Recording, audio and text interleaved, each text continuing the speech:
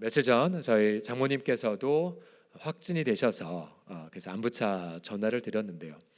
근데 장모님은 본인의 건강보다는 이렇게 반찬을 만들었는데 너희들 갖다 줘야 되는데 너희들 먹여야 되는데 그래서 자녀들의 그런 먹는 것만 더 염려하셨었습니다. 최근에도 장모님 만들어주신 맛있는 게장 제가 먹으면서 감사했었는데요.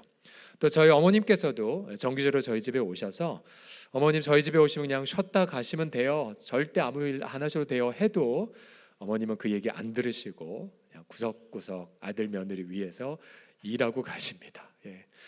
그러고 보면 인생이란 것이 이렇게 누군가의 사랑의 빛만 가득 그렇게 받는 인생인 것 같고요. 또한 건강한 인생이라 함은 그 사랑에 응답하며 사는 삶이 아닐까 그런 생각을 해봅니다. 우리가 이 땅에서 누군가에 받은 사랑도 이처럼 많고 어떻게 응답해야 되는가 우리가 생각하는 것처럼 오늘 본문에 보게 되면 인간 정도가 아니라 여러분 살아계시고 창조주이신 영원하신 하나님이 우리를 영원토록 사랑하고 계심을 이렇게 분명히 밝히고 있습니다. 요한복음 3장 16절 다시 한번 힘차게 읽어보겠습니다. 시작. 하나님이 세상을 이처럼 사랑하사 독생자를 주셨으니 이는 그를 믿는 자마다 멸망하지 않고 영생을 얻게 하려 하심이라. 아멘. 성경은 선포합니다. 하나님이 얼마나 우리를 사랑하셨는지 자신의 독자까지 주실 만큼 사랑했다고요. 한번 여러분 점검해 보겠습니다. 여러분은 하나님이 나를 너무너무 사랑하시는 것을 믿으십니까? 좀 약한 것 같습니다. 다시 하나님이 여러분을 얼마나 사랑하시는 여러분 믿으십니까? 바로 증거가 있죠. 독생자를 내어주실 만큼. 이게 하나님의 사랑의 크기예요. 무한한 것이죠. 여러분 당시에 유대인들은 하나님 메시아를 보내도 유대인들만 구하고 이방인들은 심판한다고 생각했었어요. 그러나 하나님이 예수님을 보내시면서 선포하신 말씀은 유대인들뿐만 아니라 모든 이방인들, 여러분 그 이방인들의 우리 한국인 바로 저와 여러분도 포함되지 않습니까? 하나님이 너무나 사랑하신다는 말씀을 선포하게 하신 거죠. 왜 이처럼 하나님이 세상을 사랑하실까요? 요한복음 1장 10절에 보시면 하나님이 세상을 사랑하신 근거가 무엇이냐면 자신이 창조했기 때문입니다. 하나님은 자신의 지은 것을 사랑하시죠. 비록 그 세상이 창조주를 부정하고 또 창조주를 모른다 해도 하나님은 이 세상을 잊을 수가 없으십니다. 더군다나 하나님이 얼마나 그 사랑이 크신지 아들의 행복보다 세상을 더 중요하게 여기셨어요. 아들의 행복보다 저와 여러분의 영원한 운명을 더 중요하게 여겼습니다. 어찌 이런 하나님의 사랑이 있단 말입니까? 그래서 하나님은 우리로 영원한 멸망에 빠지지 않고 영원한 영생의 선물로 받도록 그렇게 자신의 아들을 주신 것이죠. 자, 이런 무한한 사랑, 여러분 성도란 그 하나님의 무한한 사랑을 깨닫고 믿고 감사하는 모임이죠. 성도의 교회는. 그래서 여러분 오늘 이렇게 질문을 드리고 싶습니다. 과연 우리가 그 사랑을 받은 자로서 여러분 어떻게 응답하며 살아가시겠습니까? 첫 번째로 하나님이 그 무한한 사랑에 응답하기 위해서는 첫 번째로는 그 아들의 이름을 영화롭게 하십시오. 첫 번째 같이 따라하십시오. 그 아들의 이름을 영화롭게 함으로. 시작. 그 아들의 이름을 영화롭게 함으로. 이것이 바로 사랑에 대한 응답입니다. 3장 16절을 다시 보시면 이 16절에서 영생이 무엇인지를 16절만 가지고 한번 해석해 보십시오. 제가 천천히 읽겠습니다. 하나님이 세상을 이처럼 사랑하사 독생자를 주셨으니 이는 그를 믿는 자마다 멸망하지 않고 영생을 얻게 하려 함이라. 자, 영생이라 함은 영원한 생명이죠. 영원한 생명. 근데 여러분 영원한 생명이 도대체 뭐예요? 그저 단지 기계인간이 되어 무한히 사는 것뿐입니까? 혹은 진시황이 추구했던 것처럼 불로 불사하는 그 상태입니까? 아니에요. 여러분 3장 16절을 다시 화면을 통해서 보시면은 여러분 영생이 무엇입니까? 다른 것이 아니에요. 바로 독생자의 생명을 뜻합니다. 그대로 나오잖아요. 그죠? 하나님은 독자를 주셨고 우리는 그 결과 영생을 받습니다. 영생의 정의가 무엇이냐고요? 바로 독자의 생명을 받는 거예요. 받는 거예요. 왜 하나님이 독자를 주셨습니까? 그 동기가 나오죠. 하나님의 사랑이라고요. 하나님의 사랑. 또 저기 보시면 영생과 정반대 개념도 등장됩니다. 영생의 정반대말은 무엇이냐면 멸망이죠. 멸망. 즉 영원한 멸망이 영원한 영생과 대비를 이루고 있습니다. 좀 따라서 여러분 영생은 아들을 떠나서는 생각할 수가 없어요. 또 그 영생은 아들을 높이지 않고는 그 응답받은 자라고 말할 수가 없습니다. 어떤 사람은 그저 영원히 사는 것, 천국 가서 죽어 영원히 사는 것으로만 생각하죠. 여러분 만약 영원히 산다 한들 바로 독자의 생명과 관계가 없다면 여러분 그것은 영생이 될 수가 없습니다. 자, 오직 그 아들 안에서만 생명을 누릴 수 있음을 명심하셔야 돼요. 왜 그렇습니까? 요한복음 1장 4절에 이미 분명히 생명이 어디 있는지 밝히고 있죠. 같이 읽겠습니다. 시작. 그 안에 생명이 있었으니 이 생명은 사람들의 빛이라. 아멘. 자, 바로 바로 아들을 뜻하는데요. 바로 창조주이시고 말씀이신 그분 안에만 우리가 누릴 영원한 생명이 있다는 사실입니다. 결국 여러분 영원한 생명은 예수님 안에 있기에 여러분 영원한 생명이란 다름이 아니라 바로 하나님의 아들의 생명을 체험하는 것이고요. 또 이를 위해 예수님과 하나가 되는 것이고 또 예수님처럼 하나님과 친밀히 교제하는 것이고요. 또 예수님처럼 하나님께 기쁨으로 순종하는 것이고 또 예수님의 성품을 닮아가는 것입니다. 자, 여러분 영생을 받으셨습니까? 여러분 그렇다면 그 아들의 이름을 영화롭게 하셔야 됩니다. 요한복음 17장 3절을 통해 영생의 정의를 부으십시오. 같이 읽어보겠습니다. 시작. 영생은 곧 유일하신 참 하나님과 그가 보내신 자 예수 그리스도를 아는 것이라. 분명히 나오고 있죠. 영생은 예수님을 알아가는 거래요. 아는 거래요. 반대로 예수님을 모른다? 그럼 그는 영생을 알 수도 체험할 수도 없습니다. 그리고 영생을 누리면서 우리는 하나님이 나를 얼마나 사랑하시는지를 깨닫고 여러분 그 사랑에 응답하는 삶을 살게 되는 거죠. 여러분 날마다 예수 그리스도를 여러분 높이고 계십니까? 그리고 사랑의 하나님을 신뢰하고 있습니까? 여러분 날마다 하나님과 깊은 교통을 하고 있습니까? 또 그리스도의 그 겸손을 닮아가고 있습니까? 얼마나 영생의 삶을 일상의 삶에서 구체적으로 체험하고 계십니까? 저는 저와 여러분이 그 아들의 이름을 높임을 통하여 날마다 예수님의 영생을 이 땅에서 구체적으로 체험하시기를 간절히 축복합니다. 며칠 전에 우리 파송 선교사님 모 선교사님으로부터 전화가 왔어요. 도움을 요청하는 거였는데요. 어떠한 요청이었냐면요. 올해 그 선교사님의 자택에 노지가 있는데요. 거기에 복분자를 심었고 올해 복분자를 200kg을 수확을 했대요. 200kg. 가늠이 안 되죠. 땅이. 근데 성의제 부탁이 뭐냐면 그 수익금을 본인이 아는 모 선교사님께 무명으로 전달해 달라는 거예요. 무명으로.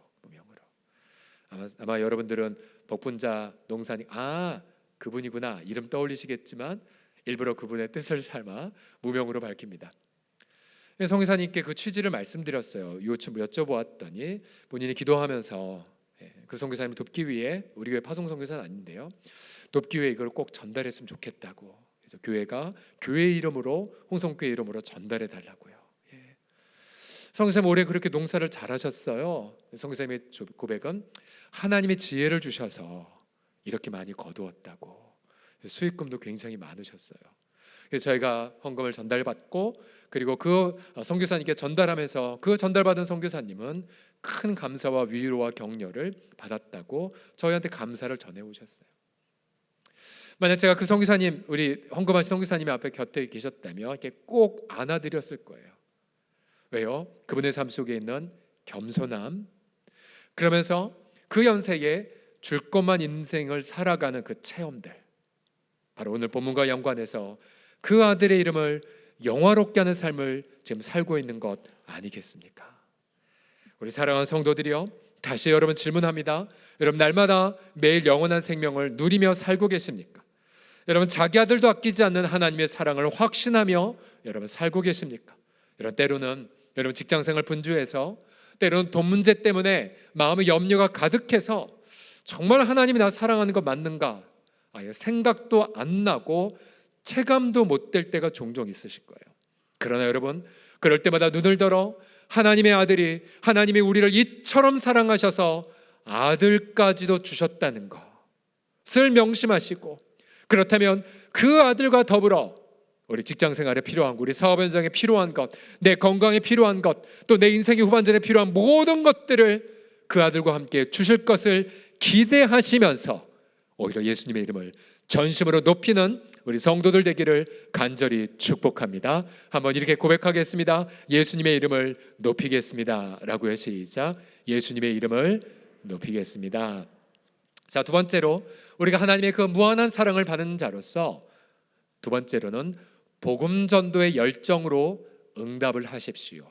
복음 전도의 열정, 또 다른 말로 구령의 열정으로 사시는 것이 그 사랑 받은 자의 응답입니다. 자, 앞서 유대인들 메시아가 오면 세상 심판해 버릴 거라고 그 당시 생각을 소개해 드렸지만 17절에도 보시게 되면 하나님은 심판의 목적이 없으셨어요. 17절 같이 읽겠습니다. 시작. 하나님이 그 아들을 세상에 보내신 것은 세상을 심판하려 하심이 아니요 그로 말미암아 세상이 구원을 받게 하려 하심이라. 아멘. 분명한 목적이 있죠. 구원이었습니다. 심판이 목적이 아니었어요. 그렇다면 그렇게 구원을 받아야 될 세상, 현재 상태는 무엇이란 말입니까?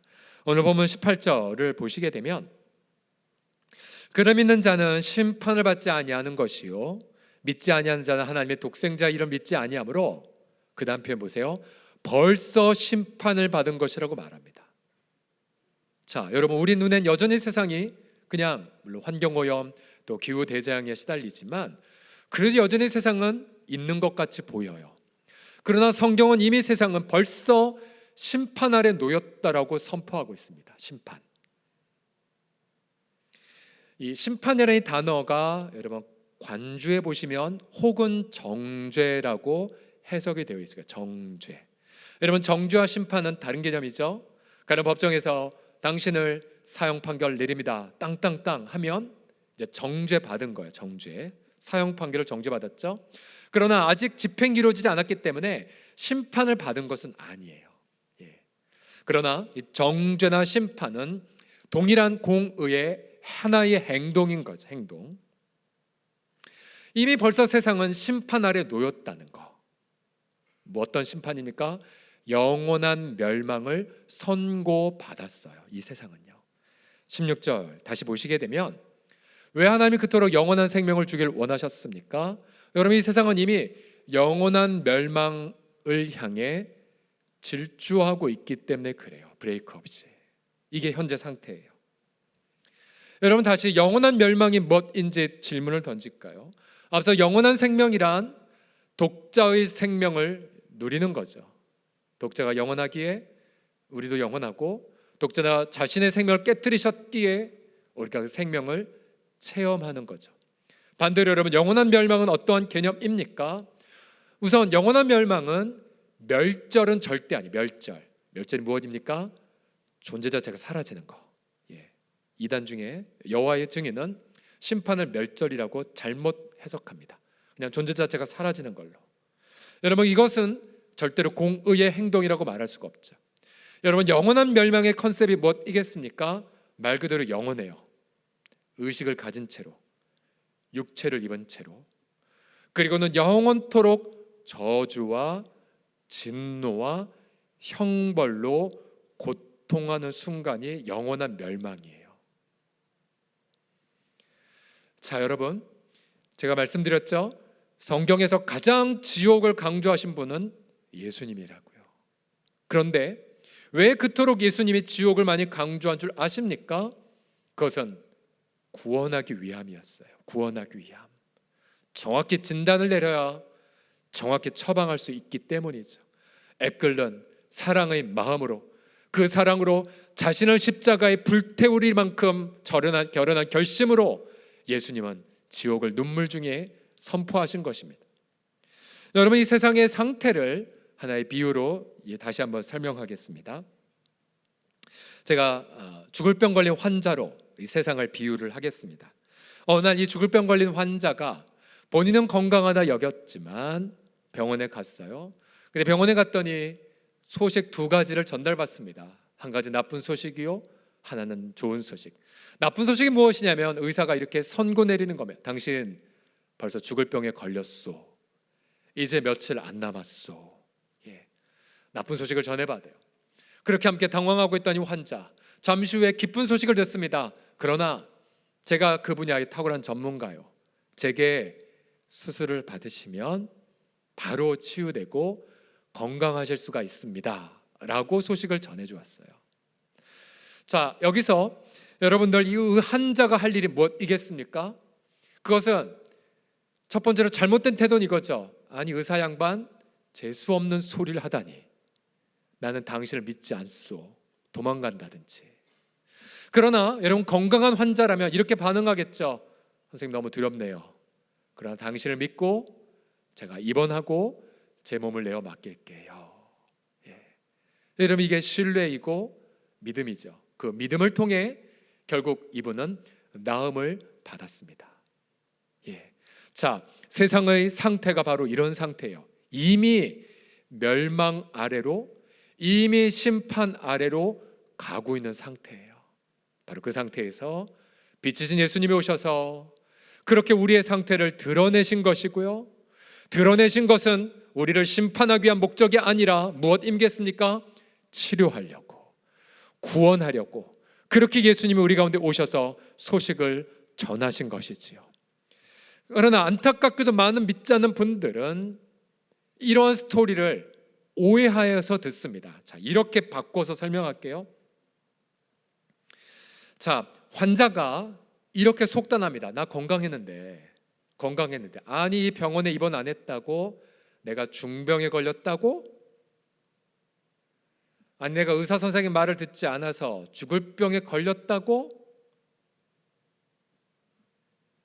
이미 그는 본인이 죽을 병에 걸려 있었다는 것을 잊어버린 채 자신의 현재의 상태의 책임을, 탓을 의사에게 돌려버립니다. 지금도 많은 믿지 않는 분들이 그렇게 예수님의 복음을 오해하고 있어요. 다시 한번 18절을 보십시오. 이미 심판 아래 있다라고요. 이미 심판 아래. 또 에베소서 2장 3절 보시면 본래 진노의 자녀라고 말합니다. 진노의 자녀. 그런 여러분, 우리가 믿지 않는 가족들을 바라보면서 그럼 어찌 안타까운 마음을 품지 않겠단 말입니까?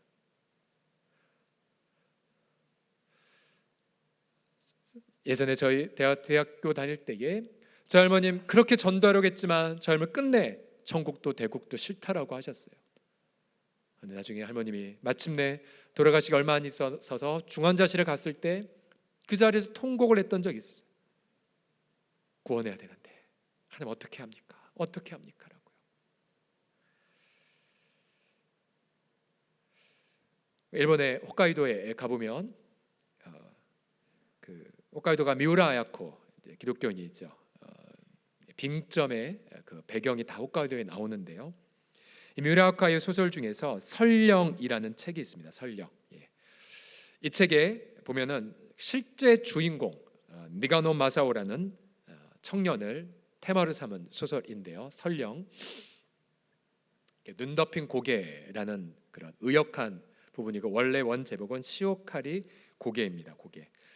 근데 이 니가노 마사오는 이제 청년 시절 예수님을 영접을 했고요. 근데 그 당시에 이 일본 분위기가 예수님 믿으면 완전히 인간 취급 못 받는, 직장에서 따돌림 당하고 마을에서 손가락질 당하는 분위기였습니다. 그러나 꿋꿋하게 신앙생활했던 이 친구 있는데요, 어느 날 29살 때였죠. 어느 곳에 전도하러 가다가 이제 열차를 타고 이동을 하는데요, 그만 열차에 승객이 찬 객차와 앞에서 끄는 이 기관차가 분리가 돼 버렸어요. 안타깝게도 분리가 되는 그 지점이 급경사. 결국 이 승객이 탄 객차는 반대로 미끄러져 가기 시작했습니다. 자칫 대형 사고가 날 그 위기 속에 철도 직원이었기에 능숙하게 객차의 브레이크를 잠가 닫았지만, 그러나 객차의 브레이크는 말을 듣지 않았어요. 객차는 멈추지 않았습니다. 아마 큰 비명 소리가 있었겠죠. 그때 니가노 마사오는 결단했습니다. 철로 위로 자기 몸을 내어 던져 버렸어요. 결국 잠시 객차는 끽 소리를 내며 청년의 몸을 위에 올라가 멈추게 되었고, 결국 청년의 희생으로 많은 이들이 구원을 받았습니다. 그 청년의 애도의 현장에 비로소 그 형제의 희생을 통한 사랑이 드러났고, 결국 그 당시에 많은 분들이 이 친구를 통해 예수님을 영접했다라고 나와 있습니다. 지금도 일본 홋카이도의 시오카리 고개에 가보면 니가노 마사의 추모비가 지금도 있습니다. 여러분, 우리 주 예수 그리스도께서는 영원한 멸망을 향해 질주하는 인류를 구하기 위해 자신의 몸을 깨트리고 희생하셨다는 걸 명심하셔야 돼요. 우리가 그 사랑에 응답한다면 다른 게 없죠. 아직도 복음을 모르고 또 아직도 예수님을 알지 못하고, 무엇보다 지금 자신의 영원한 멸망을 향해 브레이크 없이 달려가고 있다라는 것을 긍휼의 마음으로 가르쳐 주셔서 여러분, 그들에게 예수님의 사랑을 전하셔야 됩니다. 이제 우리가 추석 명절, 이 명절에 우리가 믿지 않는 가족들, 또 연로하신 부모님들 또 뵐 겁니다. 여러분, 여러분 많이 기도하셨잖아요. 그리고 많이 섬기는 액션을 하셨잖아요.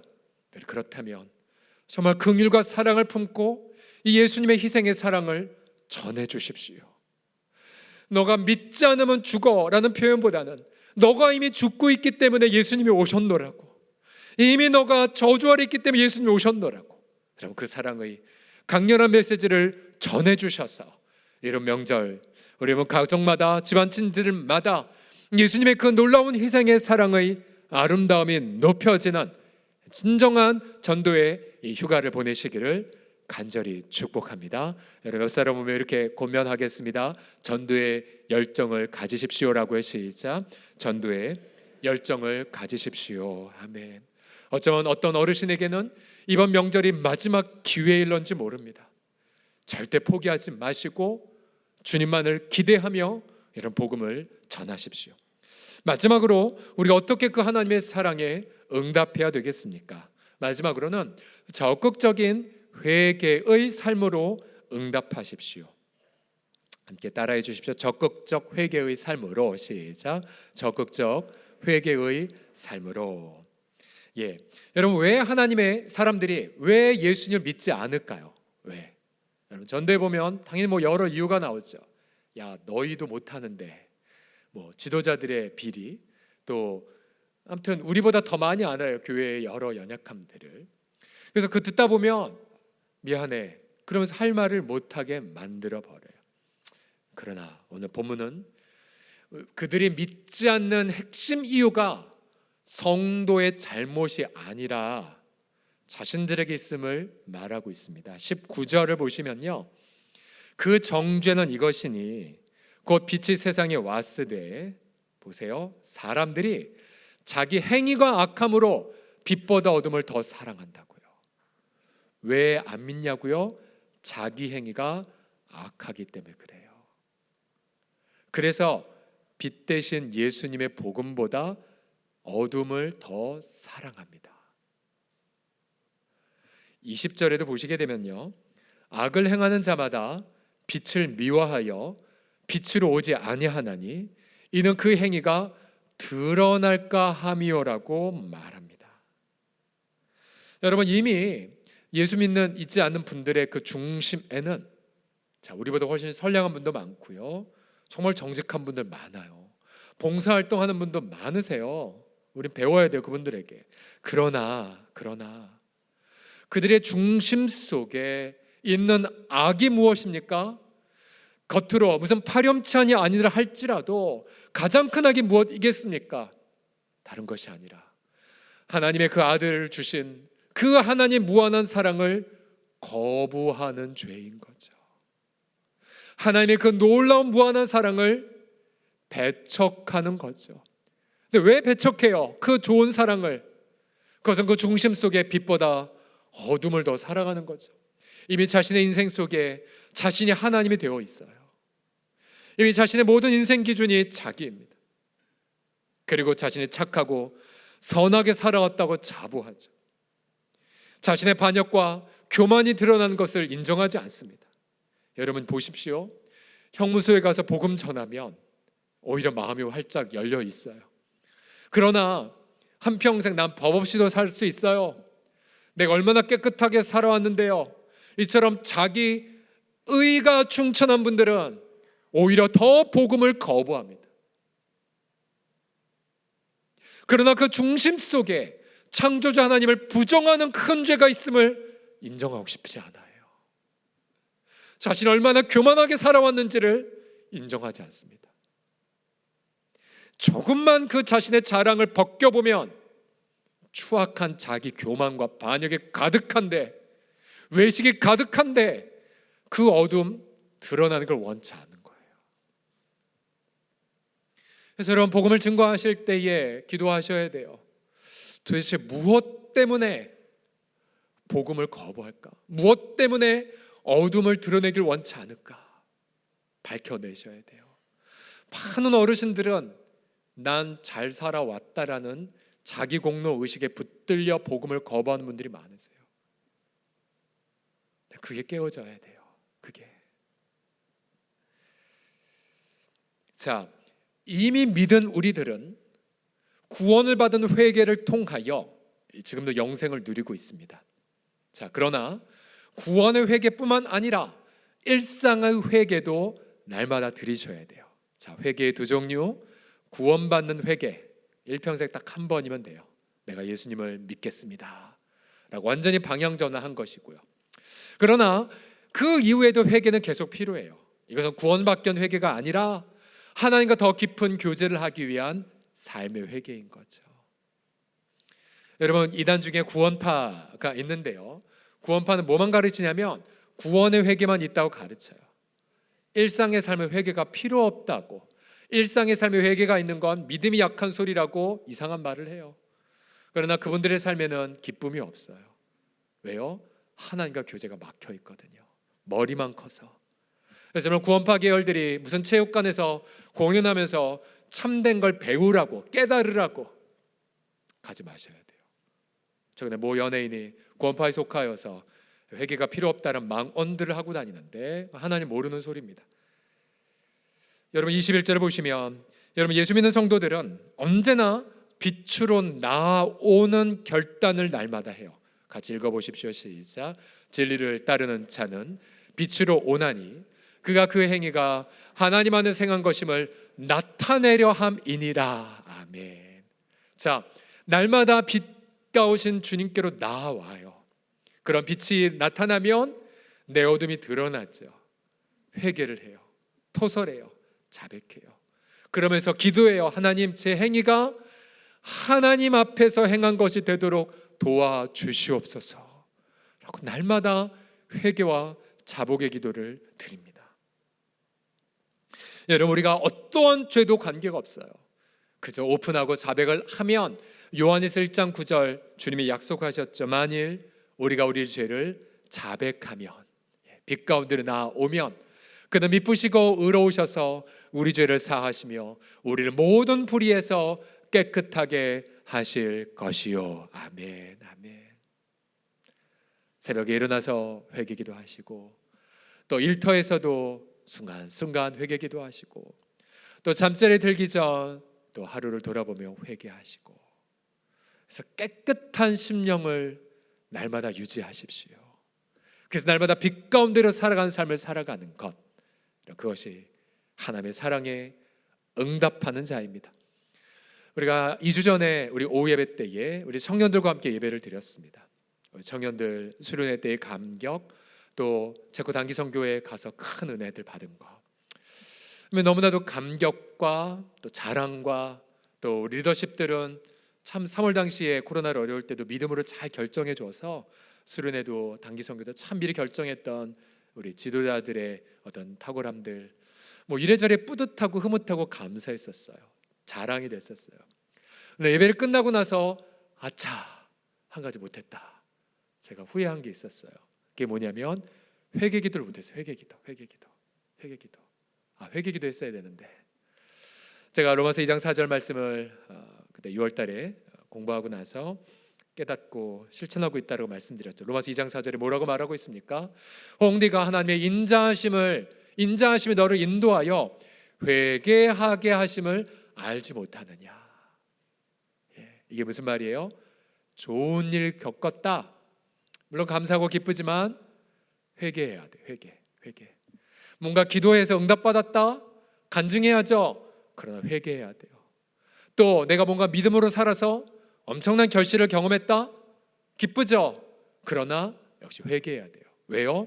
만일 회개하지 않으면 내가 했다라고 내 자랑 삼고요, 만약 회개하지 않으면 나 때문에 된 것이라고 공로의식이 쌓여요. 만약 자기 공로의식이 조금이라도 쌓이잖아요.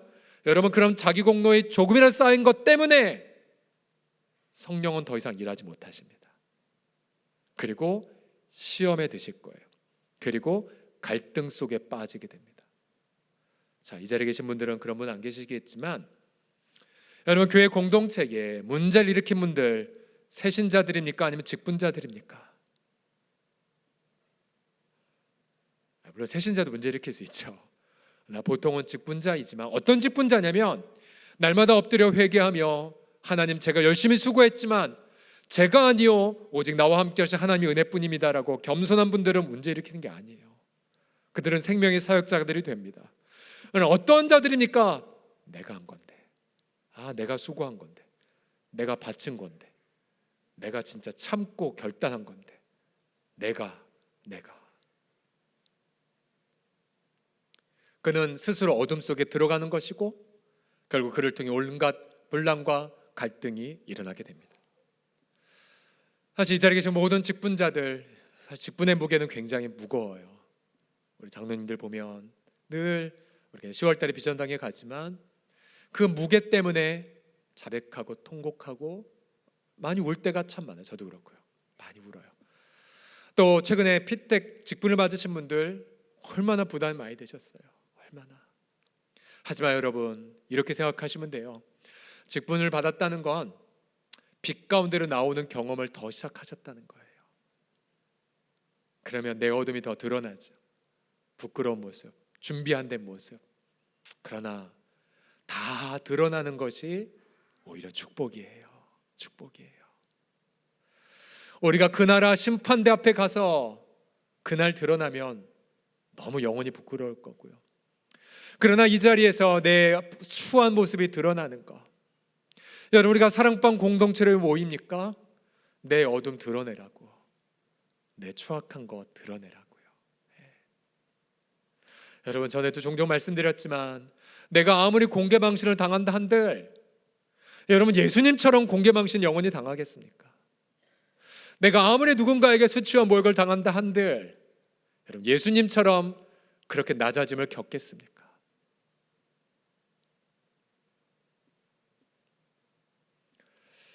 그래서 제가 지난주에 청년부 설교하면서 얘들아, 우리 먼저 회개하자라고 해서 회개기도. 우리 청년들이 정말 믿음으로 살아서 좋은 열매를 우리가 함께 공동체로 겪었지만, 우리도 너무 기쁘지만 우리 먼저 회개하자. 회개. 그래서 주 앞에 회개기도 하다 보니까요, 여러 가지 자복해야 될 죄들이 많이 생각이 나더라고요. 그리고 회개기도 하다 보면 결국 이 고백밖에 못해요. 주님이 하신 거지.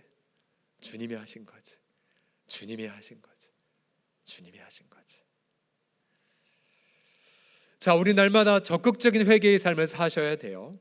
우선 저질렀던 죄들 날마다 회개하셔야 돼요. 거짓말했던 거, 탐욕 부렸던 거, 음란의 죄, 또 미움과 증오의 죄 철저히 자복하시고 회개하셔야 돼요. 그리고 그뿐만 아니라 특별히 생략의 죄를 더 많이 회개하죠. 생략의 죄. 예를 들어 믿음으로 살지 않은 죄, 감사로 살지 않은 죄. 저는 꼭 이빨 닦다가 꼭 생각이 나요. 내가 감사로 살고 있나, 불평하고 있는가. 감사의 온도가 조금이라도 낮춰지면 경고가 들어와요. 아, 감사 온도 낮아졌다. 다시 회복, 다시 회복. 그래서 어떤 일이든 감사로 나아가는 부분들. 또 사랑으로 살지 않았던 죄, 중립이란 없어요. 적극적으로 사랑으로 살지 않았던 죄, 마음속으로도. 또한 이웃을 위해 기도를 쉬는 것도 죄죠. 죄. 무엇보다 복음을 전하지 않는 중대한 죄도 회개하십시오. 우리가 이렇게 날마다 적극적 삶의 회개를 할 때마다 빛이신 이 하나님의 사랑이 우리 가운데 들어올 것이고, 우리 그 사랑을 통해 더욱더 우리 주님을 닮아가는 경험을 기쁨으로 감당하게 되실 것입니다. 여러분, 본문의 이 말씀, 하나님이 세상을 이처럼 사랑하사 독생자를 주셨으니, 이 놀라운 사랑 날마다 확인하고 확신하고 나누심을 통해서 우리와 모든 분들이 이 사랑의 아름다운 전도자들이 다 되시기를 예수님의 이름으로 간절히 축복합니다. 아멘. 우리 하나님의 사랑 앞에 먼저 감사의 박수 올려드리겠습니다. 아멘. 오늘 본문을 가지고 만든 노래 있죠. 하나님이 세상을 이처럼 사랑하사. 우리 찬양 부르고 함께 기도합시다.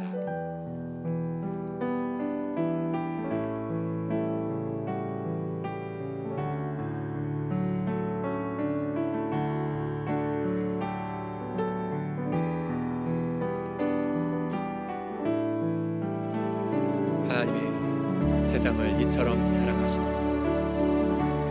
하나님이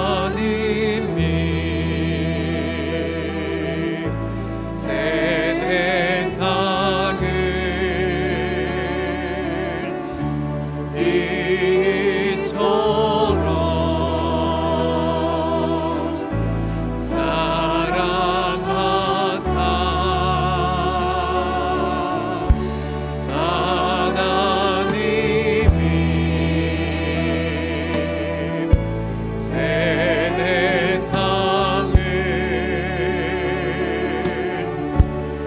이처럼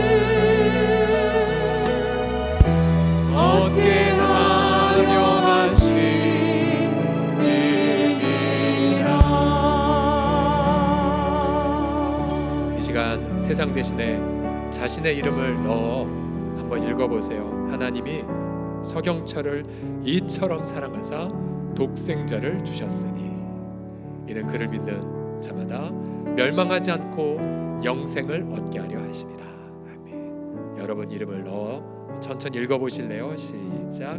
하나님이 아무개를 이처럼 사랑하사 독생자를 주셨으니. 그 사랑 받은 거에 감사합시다.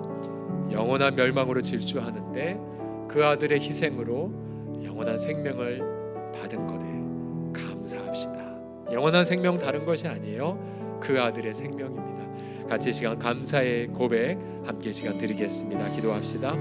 하나님 아버지 감사드려요.